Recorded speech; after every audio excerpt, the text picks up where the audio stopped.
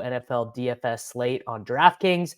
We posted it as a video last week. Jacob, the video did pretty well, 5,400 views. Can't complain about that. So for the time being, this is going to remain a video and not a live stream. If something changes with the numbers, maybe we'll change it, but we're going to keep going there. Week 1 for me, I had some bites at the apple. All my lineups simmed out well in the solver. I was in 7th of the $75 single entry when the afternoon games began, and I plummeted like an absolute stone. I really needed Justin Fields to score a touchdown. 6 consecutive field goal drives from the Steelers was not that great for me personally. Yeah, I had like a very min-cashy day. Like the Evans stuff was good. J.K. Dobbins stuff was good. Just like the Stroud Nico stuff felt like it was like close to being there and just not quite being there enough, especially on a day when Anthony Richardson and Jaden Daniels go absolutely off. Super nuke, yeah. Yeah, it was a good first week. Super excited to run it back this week with you. All right, well, let's begin with sadly a game that should be fun given all of the players in it, but I think it's going to end up being a giant snooze fest. The Las Vegas Raiders traveling to play against the Baltimore Ravens. Look, I would love to be playing Lamar Jackson in this game. He's got a very high raw point total in this spot. The concern, he ran a ton in week 1. I believe it was 16 rushing attempts. He got the 100-yard rushing bonus on DraftKings. My thought, Jacob, would be no chance is he running in the second half of this game. It's a huge spread. I don't expect the Raiders to be particularly efficient passing. I actually watched all of Brock Bowers' routes, and they were a little bit more creative with him than I thought they would be, given the rest of Antonio Pierce's decision-making. But yeah, it's hard for me to imagine this game going over the total. Hard for me to imagine this being anything kind of other than if Mark Andrews catches 2 touchdowns in the first half, he's $5,000. He's my favorite play from this game. There are 2 plays that I really like in this game. One of them I really, really like, and that's Derrick Henry. I don't think people are going to be on him at all. He has this island game spot where he gets outsnapped by Justice Hill. I think there's a lot of FUD around him. To me, he's just kind of the same play that he's always been, or at least always been the last 2 years, like since he stopped being incredibly good, which is just, if they're behind, he's not a good play. If they're ahead, then he is a good play. I think they're going to be conscious coming off of last week where like that was the pull at all the stops game. They ran it a ton with Lamar. I think they're going to do a lot less of that. I think they're going to probably win this game pretty comfortably. They're 9.5-point favorites at home versus a team that's a West Coast team traveling east. I think this is one where they would love to just load up 22 carries on Derrick Henry, give him the goal line opportunities, and have Lamar carry the ball like 4 times and pass 27 times. So I like Henry a lot at 6,700 and probably not that much ownership, especially in a matchup where J.K. Dobbins just destroyed the Las Vegas front. And then the other play I like is Brock Bowers because I'm a slappy, but he was like legitimately one of the better tight end usage options last week. So I'd go with those 2. Yeah, Cardi has Henry for 13.6 points on a Thursday. Now, obviously, this stuff can change, but that is like Cardi's algorithm knows the spread. Cardi's algorithm knows the usage. Like, and the larger thing actually, as it pertains to Justice Hill and to Derrick Henry, is that game was not out of hand when Justice Hill subbed in for the first time. It's not as if they were down 2 touchdowns and they were like, well, shit, we got to just abandon the run. The second snap of the game, Justice Hill came in. When the score was neutral, when it was within 7 points in the first quarter, Justice Hill was still out snapping Henry. So I'm probably passing. I think that stuff's a little bit fake. Like I forget the exact percentage, but it was, so I might misstate it by a couple percentage points, but it was like 89% of the plays that Justice Hill was on the field for were a pass. So it's like he was playing all the 2-minute drill stuff, which they had like 22-minute drill snaps in this game, which was crazy between the first half drive and the second half stuff. And then he's playing a lot more when they're behind. And then even on early downs, like when he's subbing in, he's just subbing in when they've already called a pass play on 2nd and 8. Like when they actually wanted to run the ball, it was almost always Derrick Henry. I think Justice Hill had 1 carry in this game, maybe 2 carries in this game. So like I just view Henry as like a guy he's just not on the field when they're not calling his number, which is what he was in Tennessee too. But like Sure. when they are calling his number, they're putting him on the field. So I think it's like, yeah, he has very little upside in the passing game, which, he's Derrick Henry. So I just don't think that the bet is fundamentally. They did try and throw one swing past him, kind of one wheelish type thing, and Lamar sailed it, and Henry was not quick enough on his feet. Justice Hill would have caught it. I will say that Justice Hill would have caught that pass. I still think 100 and the bonus and 2 touchdowns is always in play here with Henry, and I'm content if people aren't interested in playing him. The very interesting thing about Andrews is that all the elite tight ends are on the slate: McBride, Kelsey, Laporta, Kittle, Ingram. Andrews and Likely right now are kind of being split in projections. I'll say my answer is I don't buy the Likely stuff. Andrews' career high against Spagnuolo is 57 yards. He's only topped 22 yards once. He has multiple 0-0-0 games against the Kansas City Chiefs and Steve Spagnuolo. It's pretty clear what the Chiefs try and do against the Ravens, which is eliminate. It's very similar to what happened with Kincaid, actually, and McBride, where they're just receiving so much defensive attention. Andrews is kind of my gold star play of the week. So I see here on Lineup HQ, you've got Andrews at 4.82 and Likely at 4.85 projected ownership. Likely is $200 left. I bet by Sunday. If you had to guess by Sunday, who comes in with the higher number? It'll be Andrews, but it'll only be Andrews by 8% because Ingram is the same price and is going to project better. Kittle is going to project better. Laporta is going to project way better. Kelsey, it's the other thing with this slate, and we'll get to it obviously, is assuming that McCaffrey doesn't play, there's going to be a 50% owned tournament guy who's 5,200. There is Yoshi Boss. There are multiple punt wide receivers. Mahomes is only 7,000. There are sub 3K defenses that project well. So you're not at a real salary restriction anywhere. It's not hard to play Kelsey or McBride is kind of the deal. Yeah, absolutely. All right. The next game, I mean, let's just be honest. The next game stinks. The next game is the Carolina Panthers and the Los Angeles Chargers. This one is in Carolina. I honestly, after watching that game against the Raiders, I don't know if a Herbert stack is going to hit in the main slate once all year. They are just as committed to the run as we thought. I don't hate Ladd because it does look like he's going to kind of replicate his Georgia usage where they are going to use him in the red zone in kind of creative ways. And you could do worse dumpster diving than Xavier Legette. I watched all of his routes. He looked way better than I thought he would. I kind of thought it would be a Mingo-y style debut where he couldn't really get off the line. He was kind of lumbering around. That is not what it looked like.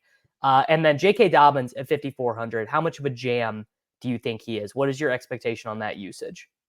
I think he's a big time jam. I'm looking at 10.37 right now on your screen here. I think that is low on what his ownership is actually going to be on Sunday morning.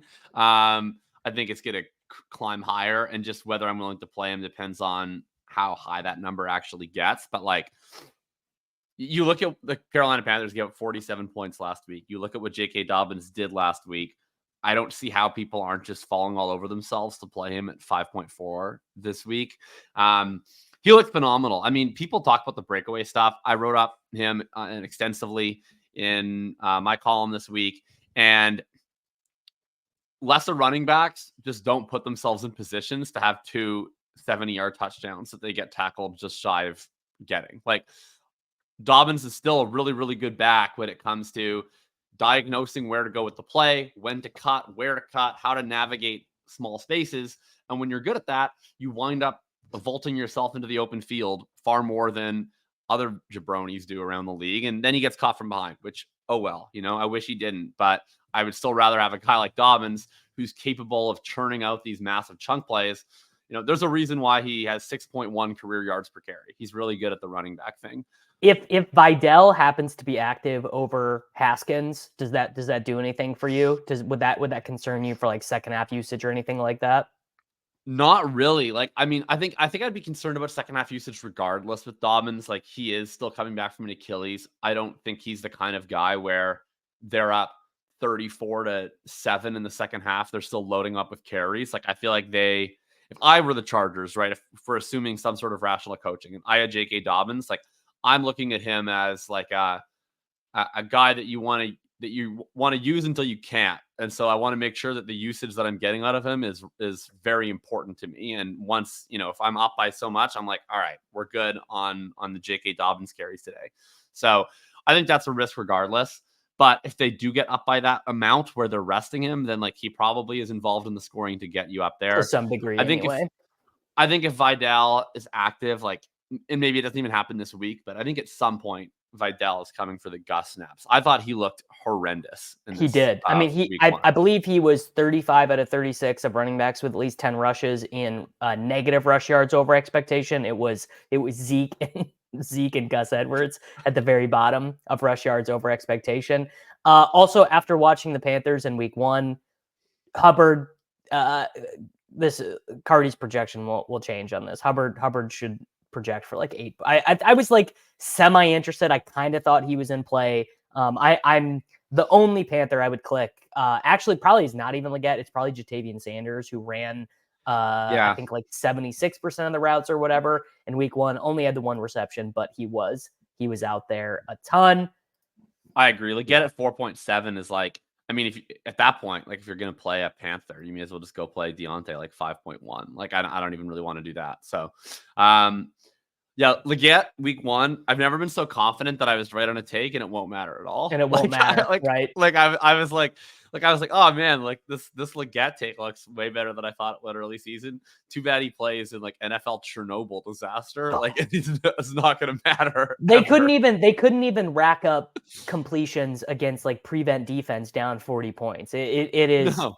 Maybe Bryce figures something out, but I'm really betting against it. All right. Yeah, like, I was feeling good about Deontay at half, right? I was like, 2 for 19 kind of sucks. But on the bright side, we're going to get like 6 for 28 pass attempts. Yeah. And like he's for sure getting to like 8 for 73 today. And then it was like, no, actually, they can't even complete drives against the cover 6. And Deontay is going to get like subbed out before they even get a chance against like dollar defense. So just so bad, just depressing. I loved was it ADP chasing when you said that every Panther should project for literally 0?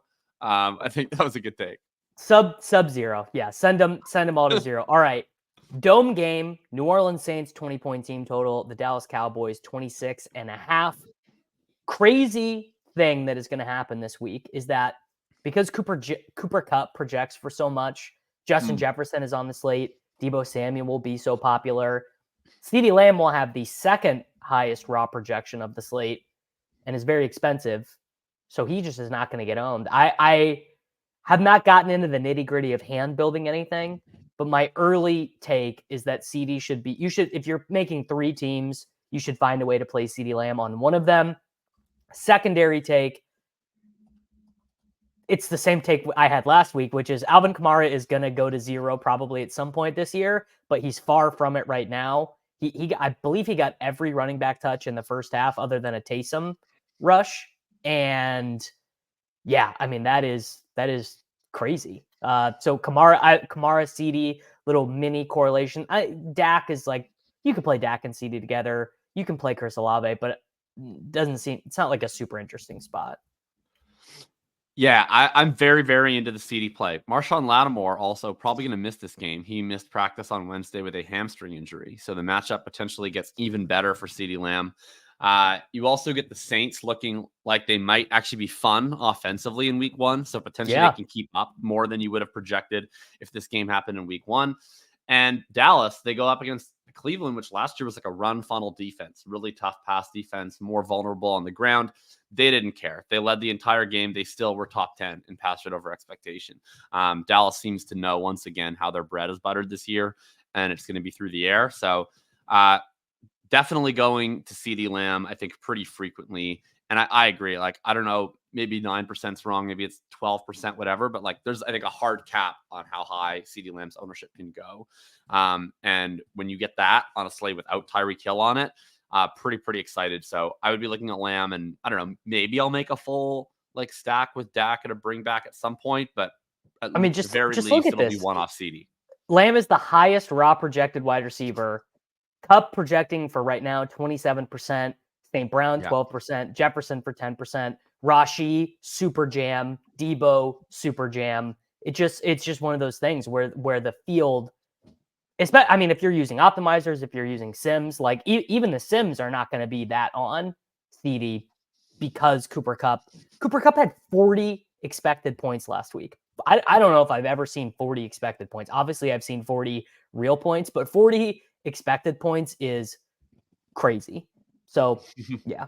And I don't hate Olave. I mean, you can see like the salary leverage he gets you because he's right next to Debo and Rashi and Godwin. So it's in a much different part of the tree. Yes, 7% ownership on Olave. So he's not going to be giga jammed to any degree. All right, a very high total, but in a weird way, the Tampa Bay Buccaneers on the road in the Dome against the Detroit Lions. Only a 22 team total for the Buccaneers against a defense that did not really look that strong in week 1. Aiden Hutchinson was making Matt Stafford's life miserable. Felt like every snap.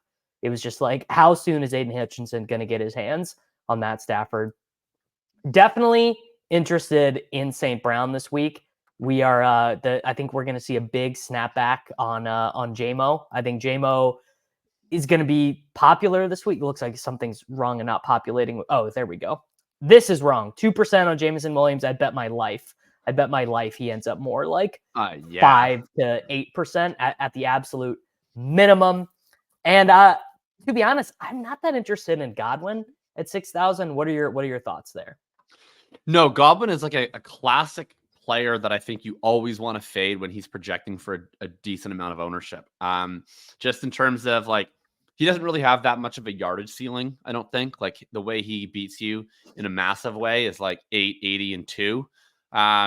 So typically I think when you have a player of that archetype, like fading Evans, like in a great matchup at high ownership is pretty scary because he does have like the true nuclear bomb. Your slate is over, close up the laptop level ceiling.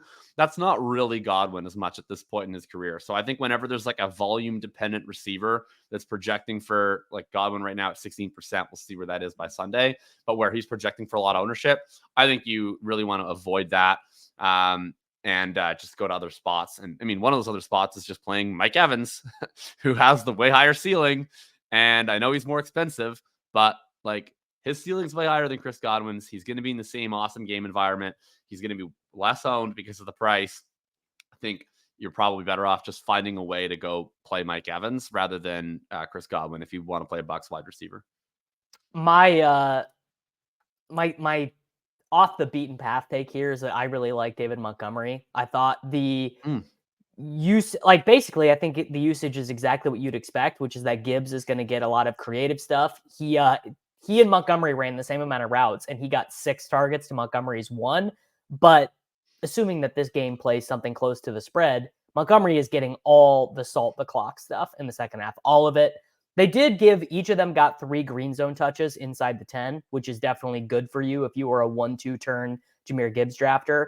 But Montgomery at 6% with the highest team total of the slate. I mean, compare him to like, he and Kyren Williams could end up with the same expected fantasy points in this game, even if Kyren gets like literally 13 more touches. And I'm very much less into Laporta in a world where Jameson Williams is a legitimate target earner. I was kind of lower on Laporta than consensus anyways, but in a world where Jameson Williams can just be a normal wide receiver and just get 7 targets without having to without it having to be gadgety stuff, without having it to be like a specific play called for him, he can just earn it.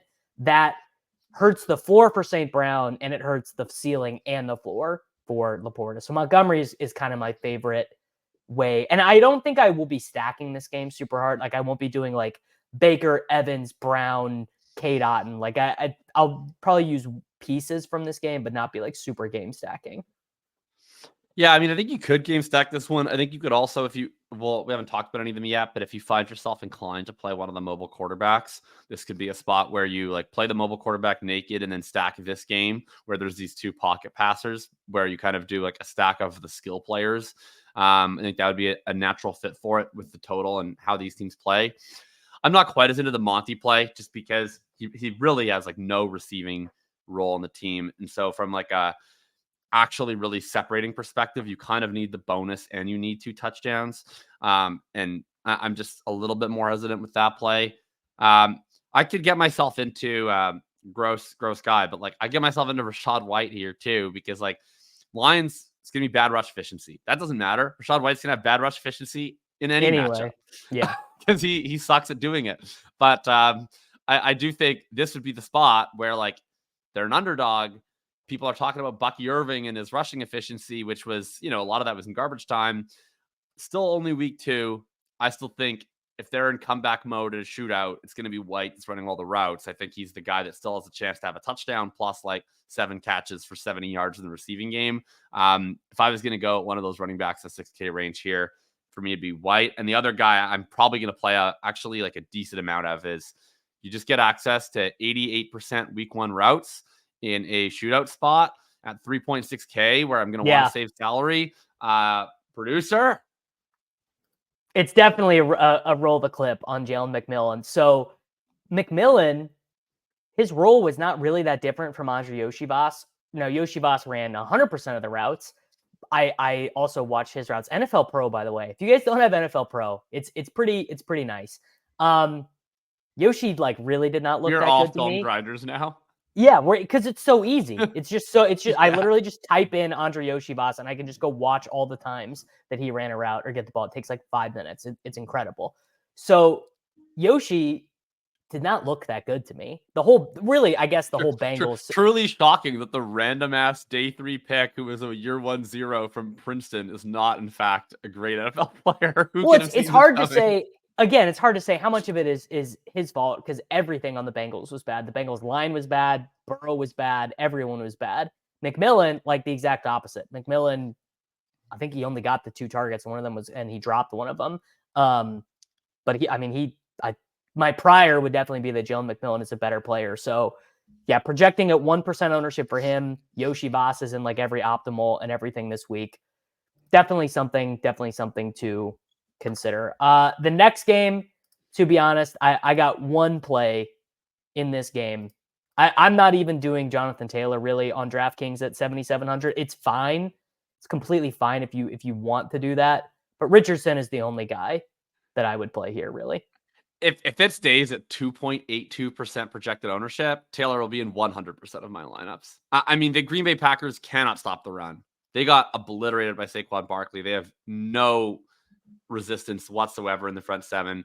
Jonathan Taylor played 95% of snaps in week 1. I think in this spot where they're probably playing against Malik Willis, it's going to be like a very run heavy game plan. I think where they're not going to necessarily need to go quite as psycho mode in the second half like they did in the first game.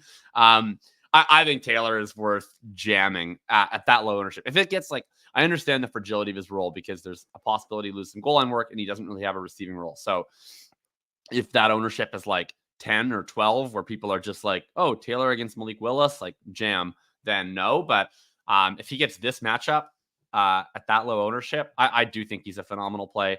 I don't think you want to play like we're not playing Michael Pittman a single time this entire year. Like he could not fit worse with what the Colts do in their passing game. Like if you want to play Anthony Richardson this year, Mitchell, yeah, the whole year vibe. Like it's funny. I'm kicking myself because I almost brought up Alec Pierce last week, and I was like, no, that's too gross to say aloud. But like, because it's basically the same play as Mitchell.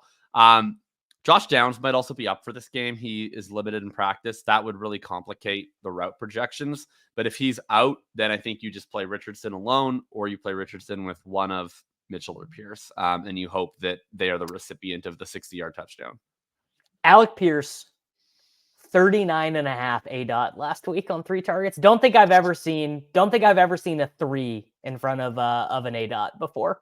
Dude, I'm so tilted. Like I had like 20% Alec Pierce last year in Best Ball Mania because I was just like, this guy can do 2 things. Like he can run really fast and he can win the ball 55 yards down the field. And he can't do anything else. He's useless at everything else. But like that's a very valuable skill within an Anthony Richardson passing offense because that's like what he wants to do. And then when Minshew came in, it was immediately Jover for Alec Pierce. Like Minshew's not doing that. So I mean, I still think / hope that Pierce gets kind of phased out of this offense eventually because now I've been clicking Mitchell for the same reason. But he has like a useful role on this team now that he just has a guy who wants to chuck it deep because he can burn for sure. Yeah, he can. If you want to make a very fancy play it would be Josh Jacobs and just say that, the Colts offense is not able to score enough points to send the Packers to absolute zero. Josh Jacobs gets 28 rushing attempts in this game. I will not be doing it. So this is real fantasy football tout covering his bases shit. But Nice. I would say, like, I've seen people take Jacobs like in the battle royales on underdog. I get it. I mean, and theoretically Malik Willis can complete screens and dump offs, but to be honest, I think this game ends up being one that shows up 3 times on red zone, and it's all for something ridiculous Anthony Richardson did. And you get one Malik Willis, circus clip where he does something insanely bad, and that's about it. It's not great. It's not great. Yeah. More potential plays in Cleveland at Jacksonville, namely Jerome Ford, Travis Etienne, Amari Cooper, 177 air yards last week, and Evan Ingram showing up with a very strong projection, very strong optimal rates. Probably wouldn't play Lawrence, although at 5,700, maybe you do. As you mentioned, the real pass, like basically the Cowboys kind of got whatever they wanted passing last week, and the Jaguars' loss to the Dolphins is not as bad as it looks on the surface. I believe they were on the 13-yard line, and they had like a 93% win probability or something, and then Etienne fumbles. Etienne gains 2 more feet. They're up 24-7. The game's over, and everybody's talking about the Jacksonville Jaguars are the big riser after week 1. Correct. And the coaching staff said exactly what you'd want them to say after that game. It was like, we're getting the ball back to Etienne. Tank ran well, but like, that's fine. Etienne's our guy. Also, Gretsch made this point in Stealing Signals. All the work that Tank got is ass work. It was all low value touches between the 20s, didn't run any routes, didn't get any design stuff, just, kind of happened to rip off a couple nice runs. I think Etienne at like literally 1%. I mean, it's kind of a fancy play, but I'm kind of into it. I personally, I get the thesis with the Cooper and I guess it's not Brevin Jordan. It's Jordan Akins, running all the routes at tight end bring up, yeah, for the Browns. But really, I mean, again, not super into this game. I'll play Jordan Akins potentially because like there's a lot of guys I want to pay up for at wide receiver and running back. Like I want to find ways to play Taylor this week. I want to find ways to play Lamb this week. And it's like, I need to, find ways to not spend any money at tight end. So Jordan Akins is one of the ways to do that. I'm sure I'll play him. Yeah, I agree on the Etienne stuff. Like, I don't think that they need to go overboard with the tank. They like Travis Etienne. They extended his 5th-year option at like over $10 million in this offseason. They're committed to Travis Etienne. They just reasonably don't want to play him like 91% of the snaps, and they were begging to have very a running reasonable back come in and handle some of the workload alongside him. And that's what Tank Bigsby is going to be, right? Etienne's going to play all of their 3rd downs and 2-minute drill stuff, so it's different. It's like when they're talking about supporting Pacheco, that's getting a Samaje Perine to come and play on 3rd downs. When it's supporting Travis Etienne, it's getting some bruising runner to come in and play 25 to 30% of the snaps on early downs. That's what Bigsby did, and he did it well. Ford is a well-priced guy. The matchup's bad. Like the Jaguars all of last year were a pass funnel defense, really good against the run. I think that held up in week 1. We saw that like Achane and Mostert got nothing going on the ground. But Ford, part of the thesis with Ford is like he's going to run all the routes and he's going to be a PPR scam. So and we did learn last week that he will be in there when the game doesn't matter. I think he got 6 touches on the very last drive of the game, scored with like 38 seconds left or something. So that's useful. That's useful information. The Ingram thing, it's like, one, he will definitely be lower than 13% because no one will click him. That will come only from Opto and from Simbros. To be honest, I would totally rather hitch my wagon to Mark Andrews or Trey McBride. Brock Bowers or any of these guys. The one guy I probably will play in this game, and again, I might think his ownership's a little underprojected, especially relative to Ingram, but Brian Thomas looked absolutely awesome in week 1. I think he's just going to be their number 1 receiver this year. I think he's going to wind up outscoring Christian Kirk. Round 4 Christian Kirk drafters just in jail right now. It's over for us. But yeah, the Brian Thomas stuff, he just looked phenomenal. Cooked Jalen Ramsey, had like that ridiculous anticipation touchdown with Trevor Lawrence where he got the toe tap in. I think he's operating right now as their every depth primary option. We have a decision to make in our primetime team, whether we're going to start Brian Thomas or Lad McConkey or Zach Moss or injured Devin Achane. We have a lot of things. I was going to say, I think that one might get made for us.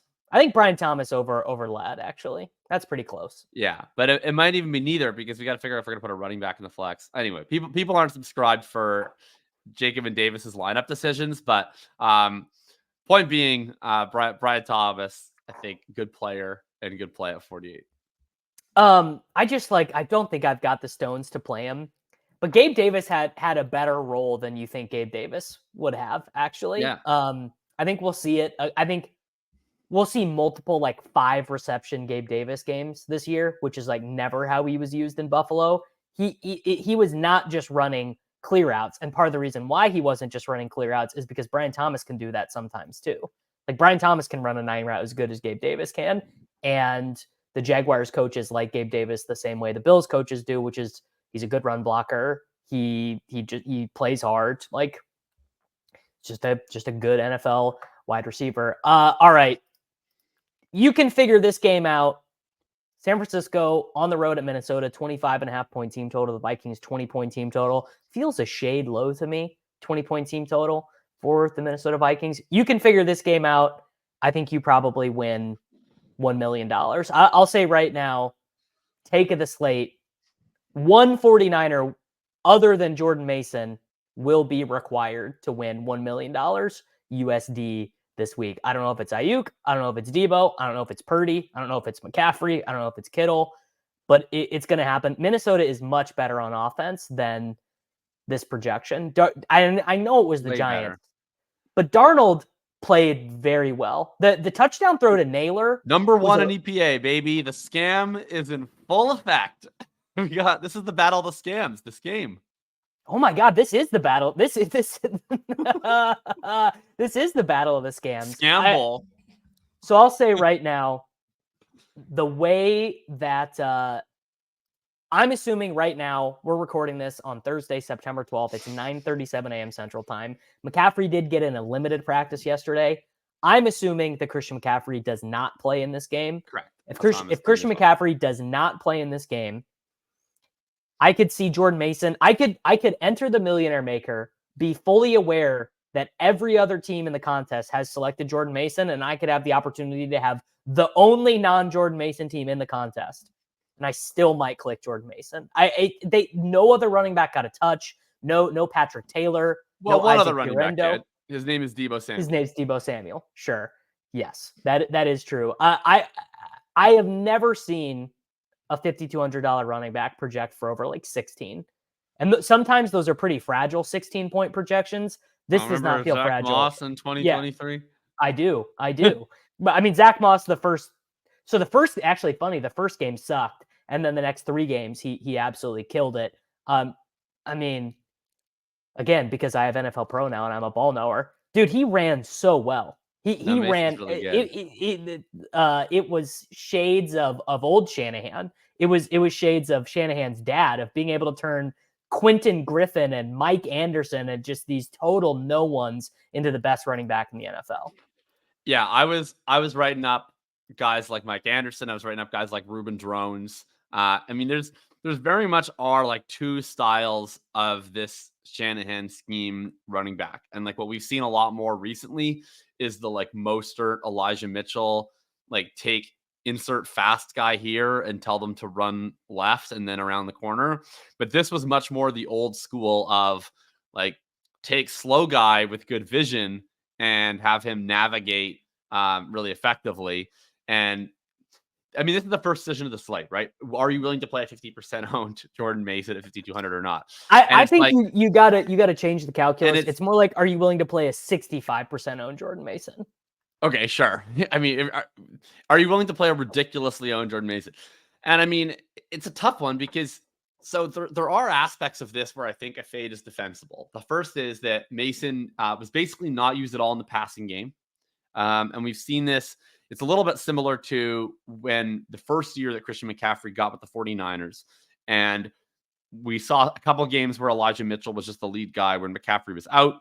And basically the difference is like when it was Mitchell and now that it's Mason, the rushing efficiency is pretty much you just translate it right to the other guy and you translate the workload too. But the passing game stuff is pretty much exclusive to McCaffrey. So you have that upside. So, and then you also have Minnesota. I mean, at least last year was one of the toughest run defense matchups there was. So if you do have a rush only running back and you have a hard matchup, I think you can talk yourself into him not hitting the bonus and not getting much in the receiving game. And then you just got to fade a touchdown and he gets like 9 points.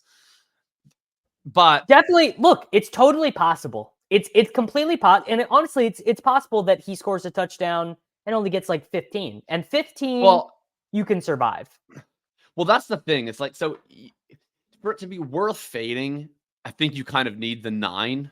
Because if he gets 15, then it's like no one wins. It's like, okay, if you play Jordan Mason, you're not separating enough but it's like, then what do you don't really win anything by fading Jordan Mason. It depends. Unless you're able to identify someone else who gets like 25. Like most of the time, what's going to happen there is like, oh my God, I faded Jordan Mason. Look at me. I'm so smart. He only got 14 points. Oh, what did Jerome Ford get, buddy? And it's like, oh, he got 16. And it's like, okay, nobody cares. Like you may as well just play Jordan Mason. So I think it ultimately just comes down to the lineup. Like I think if you're going to build the Jordan Mason lineups, and I'll certainly do it in probably not all, but probably some or maybe even most. I think you do have to be pretty intelligent about how you're building. And then what I would want to do if I'm not playing Jordan Mason is like, I don't know what 5 to 6. I mean, maybe Dobbins would be the one where it's like, you know, you probably have to probably min one of Mason and Dobbins, where you get these two running backs in these price ranges that are really good spots. And Dobbins probably comes in under owned relative to how well he projects, just because Mason is such a ridiculous play. Right. But like, I wouldn't want to just be like, I'll play Jerome Ford instead of Mason and make the exact same lineup. Cause like, I don't know what the ceiling is there that like buries a Mason average team. Like I'm more inclined maybe to be like, I'll play. That's why I brought up the Henry thing. Cause like, I think that's a guy who does have a ceiling of like 30 points where he could potentially bury you if you flip the build a little bit. I think it's something to explore. Cause I do think that the Mason play is like awesome, but he is the archetype of running back based on his distribution of just pure rushing versus receiving that I do think you can defend a fade, because I do see paths where he can get stuck at 8-9 points here. And there's also lots of really fun ways to play it in the 49ers too. If you want to just bet on all their touchdowns come through the air today, like Ayuk's not going to be owned. He's a really talented player with a ceiling. You can play him. Debo is going to be owned, but you're mitigating how owned he's going to be because it is like very direct leverage off Jordan Mason. If Debo Samuel gets to the 5-yard rushing touchdown and they only have one rushing touchdown, congratulations, you win, you know? So I think that's a guy that you can go to and feel warm and cozy with this projection, but get some leverage off that too. You could definitely tell me, you know, before lock that basically the much higher EV play, the thing that the Sims are saying to do is to play Debo Samuel lineups and not play Jordan Mason. And I still don't know if I would have the stones to do it come Sunday. The very nice thing, we are actually getting given a gift here as daily fantasy players that this happens to be a road game and not a home game. So we're getting this information at noon and not at 3:25 in the afternoon. But I think a very great, I mean, honestly, and you can actually play Mason and Debo together. I think that's a disservice. I would rather just take 10% less ownership on Mason and just ride it out and play him at 325, but whatever. Yeah, that's fair. I think you can get away, by the way, with Naylor. You play Naylor in the Yoshi Boss, Jalen McMillan, you know, punt wide receiver slot. And obviously, like, I love Justin Jefferson. Like, Darnold played very well last week. Justin Jefferson, I saw a very cool film cut up. I can't remember who posted it, of basically like Justin Jefferson is the first read on every play. It makes it easier for Darnold that way, and it is easier. It's just better for the offense. If every play is basically like, did Jefferson win his route? If Jefferson wins his route, he gets the ball. Yeah. Like, well, yeah, that's what I would do. That's what I would do if I was the coach. I'd just be like, for years, I've called him one read Sam. Like that's what we're getting. Like, and his numbers. I think Darnold Jefferson stack super in play this week, right? I mean, again, it's hard because of the salary stuff. Like, do you even need 5.2K quarterback lineups? Is Sam going to run it all? Well, if you're playing 8.3K Jefferson, you might. You might, sure. I mean, you could you could tell me that you could tell me a naked quarterback wins this week, like because of just the salary distribution type stuff. But that's probably enough there. We can now I think get they're gonna to have the to game. pass. I mean, they didn't have to pass at all. They threw, I think it was 2 pass attempts in like the whole fourth quarter because the Giants just didn't play. But they came out slinging like decently Yes, they well. Like did. they were rolling. I think Darnold has to play, and I think if you're gonna do the fade Mason stuff, Well, if you have any lineup without you just Mason, double stacked Brock Purdy, and then yes, you're cooking. Then you just like if you were to show up and build like a Purdy, Debo, and then one of Kittle Ayuk lineup, now you just do whatever you want for the rest of your build. correct. All right, we can get through this game very quickly. There are 2 players that are in play in Seattle and New England. First is the Seattle defense. Second is Ramondre Stevenson. Third is Kenneth Walker. If Kenneth Walker gets in a full practice on Friday, I think it's all. I mean, god damn, he looked good. It was the first time ever in his career he played more than one long down and distance snap. That's a note from Ben Gretch's excellent ceiling signals. I'm not into Lockett. I'm not into Jason. I'm not into Metcalf. This game is not going to be very fun to watch. Yep, this is a classic West team going east spot. So I have like premonitions of a sluggish start here for the Seattle Seahawks. Yeah. Yeah, Ramondre would be V play, but like I don't think I'm going to get there. 6.2 at 15% projected ownership. If that ownership holds, considering how much ownership is on Mason is taking away from other running backs, there's going to be a lot of reasonable play running backs that come in like not owned at all. I think if I'm going to go for any running back play in this ownership range, it would be Dobbins for me ahead of Ramondre Stevenson. The only guy I would play in this game would be Walker if he gets in a full practice. Or, well, the other guy would be if Walker's out, then all of a sudden we now have another really, really highly projecting running back. Yeah, Sharp's at 5.8 versus Mason at 5.2. I mean, then it will be a crazy. I mean, then you get into some really interesting stuff to think about on Sunday morning. But I mean, Walker's already listed with a probable tag. I'm fairly confident. McDonald said after the game, he was like, it doesn't seem to be anything serious. Kenneth Walker did have an abdominal injury last year, so it's something to monitor, something to think about. But yeah. I'm not really sweating it. All right, the New York Giants and the Tennessee Titans. Jacob, until the third quarter of that game, 2 minutes left in the third quarter of that game, 2 New York Jets had received the ball. Garrett Wilson and Breece Hall. I will be buying on these players this week, particularly Wilson, who this ownership percentage is wrong. It will not be 20%. That will come down. I definitely, you could talk me into a little bit of Pollard. He definitely was the lead back last week. He ran better. He was 4th in the NFL in rush yards over expectation. Had a nice touchdown scamper. I played him a little bit. He didn't end up like super getting there because the game was so weird. The Jets' run defense did not look good last week. That's a sprinkle, but buying on Wilson and super buying on Breece. I mean, Breece might have the best running back role in the NFL after 1 week. Yeah, Breece at 7.4. I mean, that would be one where, right, we're talking about ways to not play Mason. I know Breece is going to be really owned himself, but I do think he's certainly the guy where he could have 40, right? His ceiling is just way higher because he could get all of the rushing, all of the receiving.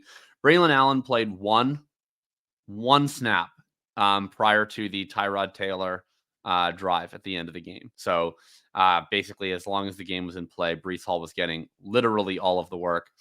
I will just cop to not having watched all this game live. I watched the first 2 drives from each team, and then I had plans, and then I checked the box score at the end, and I was really confused having watched this drive where the Jets looked absolutely fantastic, and Garrett Wilson was targeted on every single pass play. And like when I went to check my app 2 hours later, I was expecting to see that Garrett Wilson had 13 catches for 160 yards and 2 touchdowns. I was surprised to see that he caught 2 more passes for the entire rest of the game. I was pretty upset about it. But this is the Lazard show, man. Yeah, I'll be going back to him. My only fear here is like that the Jets just might play slow and gross. They play. I mean, not even they might. They will. Yeah, They will. But he can still get 10 for 111 and 1 with them playing that slowly. Yeah. Also agree with you on the Pollard stuff. I mean, they're talking up getting Spears more involved.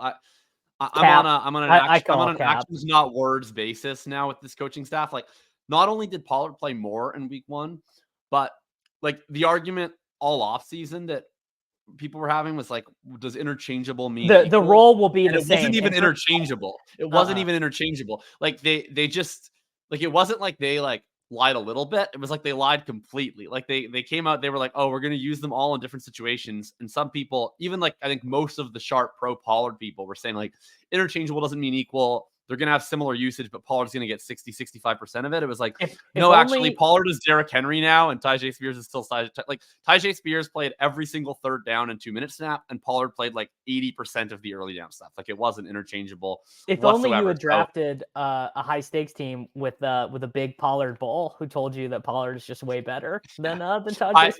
You got to me. Like I drafted Pollard like the next day in a high stakes where I was like, I don't even believe this, but like, I just can't have none. But the FOMO, like, I was like, if my favorite player of all time, whose jersey I have in my closet, has like the redemption season, like I cannot be just like sitting on the bleachers, like pouting and sad. Like I need to have some access. All right. The New York Football Giants at the Washington Commanders, two of the worst defenses in the NFC, two quarterbacks who were very bad passing last season, but have a lot of rushing upside. I mean, I'll tell you one thing. I know when I go to simlabs.com on rotogrinders on Sunday morning, I know that I'm going to get some Daniel Jones. I know I'm going to get a lot of Jaden Daniels. I love Malik Neighbors in this game. I mean, again, he's awesome. He only got what 7 targets last week, 13% targets per out run. That'll change this week. The only thing I've got on this game is how reproducible is Jaden Daniels scoring a rushing touchdown every single week. I think Brian Robinson actually is a very sharp play this week. I really like Brian Robinson. Mm-hmm. Super salary leverage on Jordan Mason and Zach Charbonnet, if it goes that way. Leverage on Jaden Daniels, and the Giants defense is very ass. My fear with Robinson and with the other running back in this game, Devin Singletary, is I think that they both are like strong median plays in a salary range where there's going to be other really owned running backs.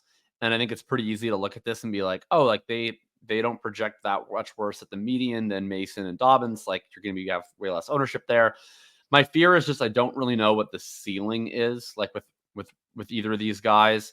Where can they actually separate? Like, can they run away from those guys with like a 28, a 30? That I'm less sure of. Like, I think you're more hoping for like 18, 19, which is a hit. But then are you actually getting enough chance? That's one where like I don't know if my brain can fully wrap my head around the exact distribution. And it's one where I would probably trust the Sims, where I would log in Sunday morning and see like, are they feeding me a lot of Brian Robinson and Devin Singletary or not in their infinite wisdom?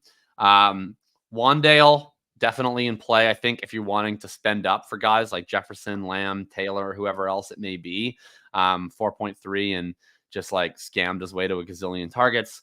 Right. If I played Daniels, I think the only player that I might play with him would be Zach Ertz.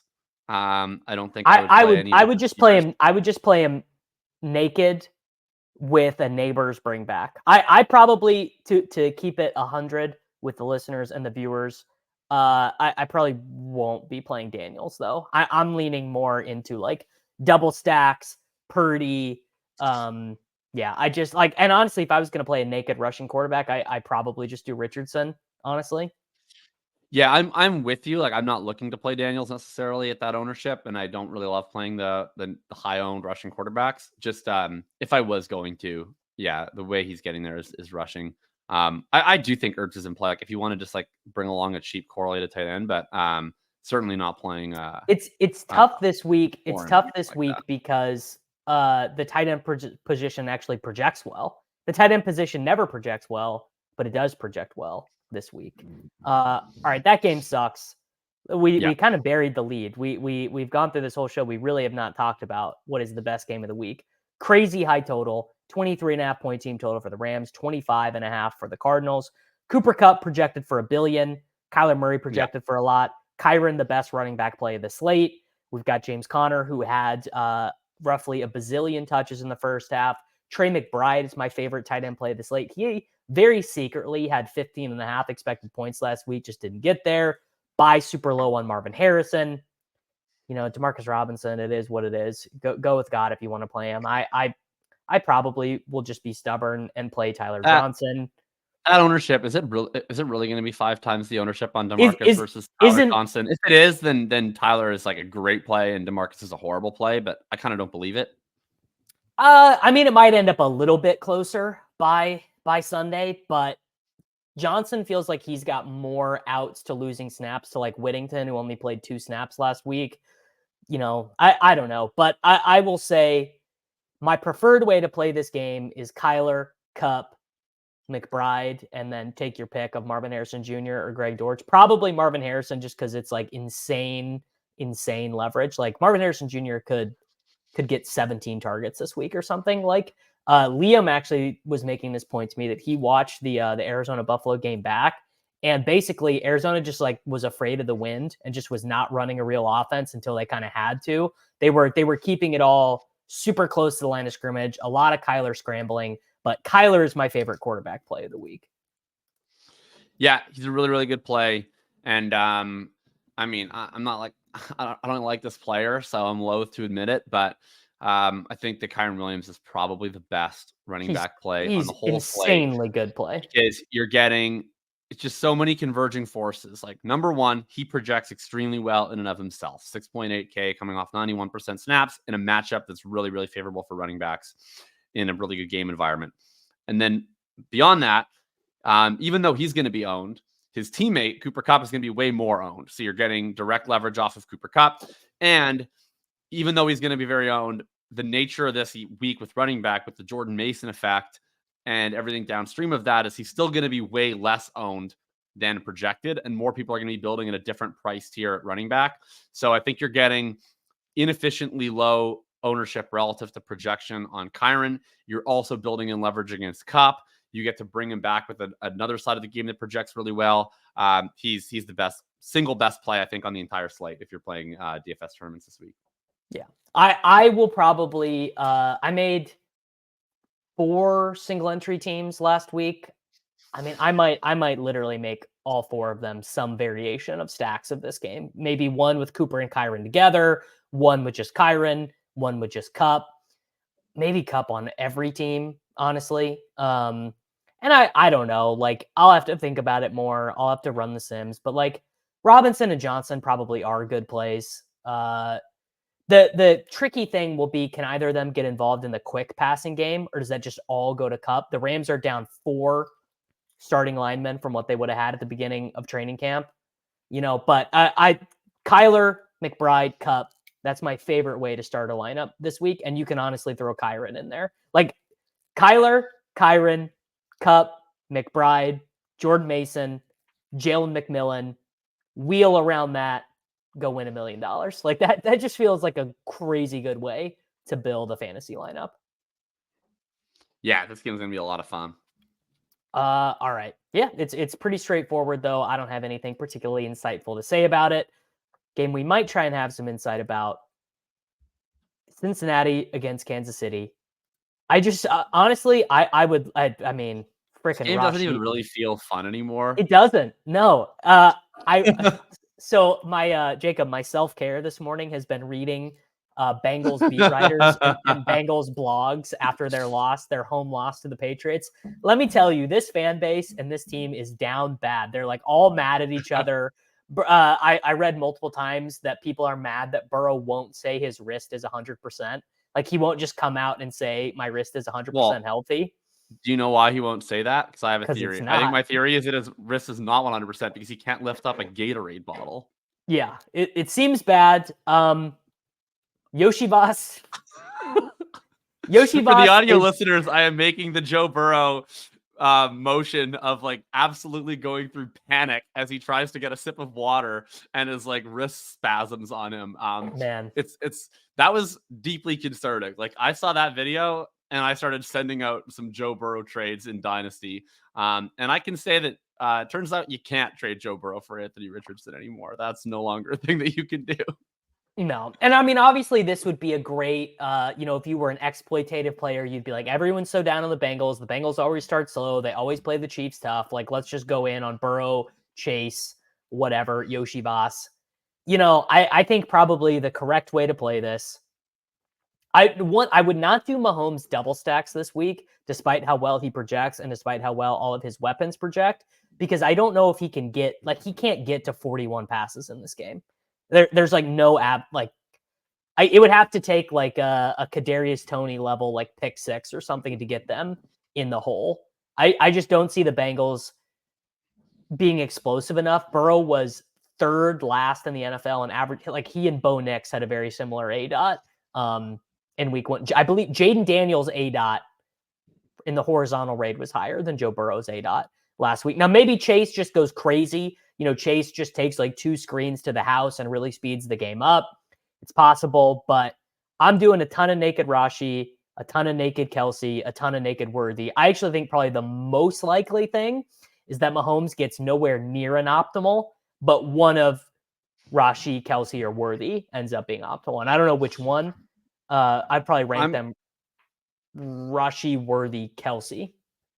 I'm not going to play any Kelsey. I'm also not going to play any Pacheco, just unless his ownership is way lower than it's showing up for me right now. Because I think there's just way better plays, even though he's a fine play in a vacuum. But Worthy for sure is gonna make it into my lineups a little bit. Rice is like a borderline lock button play for me this week. I agree.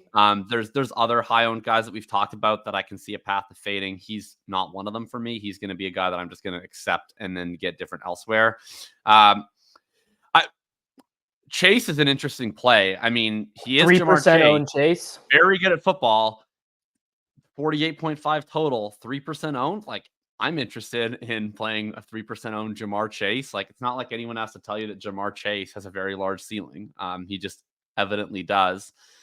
I do think that you're not going to like hearing this because you don't like this player, but Bengals offense needs T. Higgins, dude. I really think that of course it does. Yeah. Like they are just substantially worse without him. Every time that they play without T. Higgins, what tends to happen is like they then have to run the whole thing through Jamar Chase, which kind of just takes all the deep routes out of his portfolio. And he becomes this kind of boring, like quick game possession player. And then they can't use anyone else as like a good deep threat because no one else is a good deep threat. And they just become this like kind of gross small ball offense that's very different than when they have Higgins and Chase and they can run this dynamic sort of Twin Towers explosive passing game down the field. So like Chase can get there in a different way because he can rack up reception volume. But yeah, it's just like this offense really misses T. Higgins. And I think I'm going to probably be back. Like I'll play Chase because as a one-off and I'll play Rice and maybe I'll try to find ways to play them together. But I don't think I'm going to be doing like Burrow stacks until T. Higgins is fully back and healthy. I think that they need that to be the best version of themselves, at least in the interim. Otherwise, they're going to have to figure out something out next year. Like maybe they just draft a wide receiver in the first round and that takes care of it. But or maybe Jermaine Burton. Maybe Jermaine Burton starts. He buys an alarm clock, showing up to practice. Jermaine Burton. Yeah. I don't remember if he got a snap, but he didn't record a target. Jermaine Burton, four snaps. Being clearly behind Trent Irwin and Charlie Jones and like playing fewer snaps than Drew Sample and Tanner Hudson. Not particularly bullish for his outcome in a game that they were losing and like desperately needed anything. Like they needed any sort of spark and they wouldn't go to Jermaine Burton in this spot. Yeah, I mean, I think maybe he should maybe you should just like not sleep through meetings, right? I think would be a good plan of attack for him.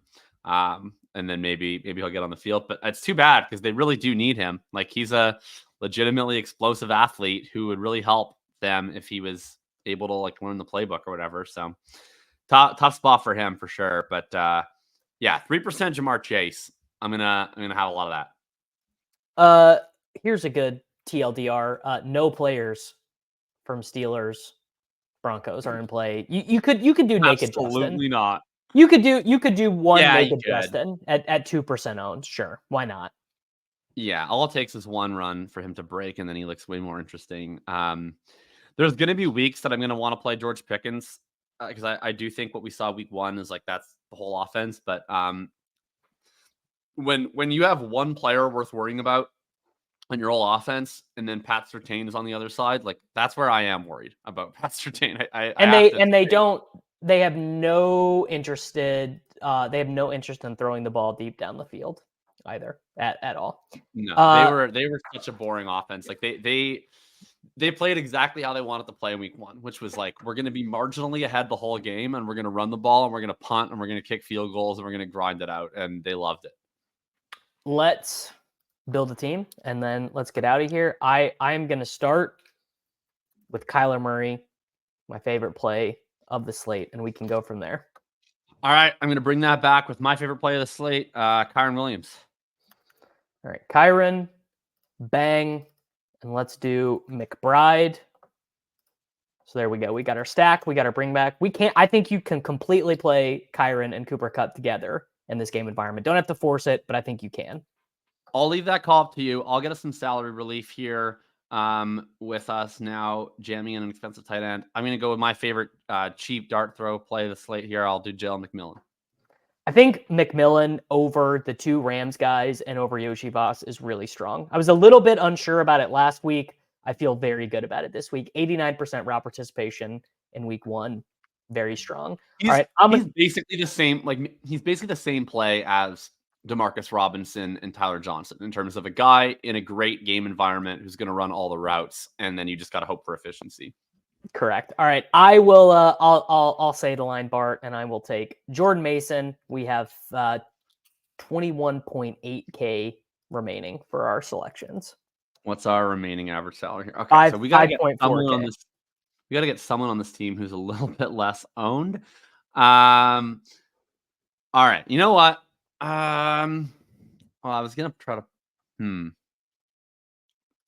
Interesting spot here. Do we have? I don't know if we have room for this. I might be putting you in a really terrible spot, but I'm gonna try it anyway. I'll press the Jamar Chase button. Chase. All right.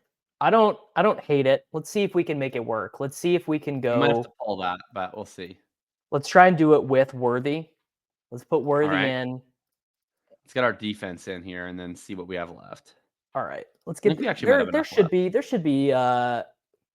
Saints. Let's go Giants. Yeah, Giants is fine.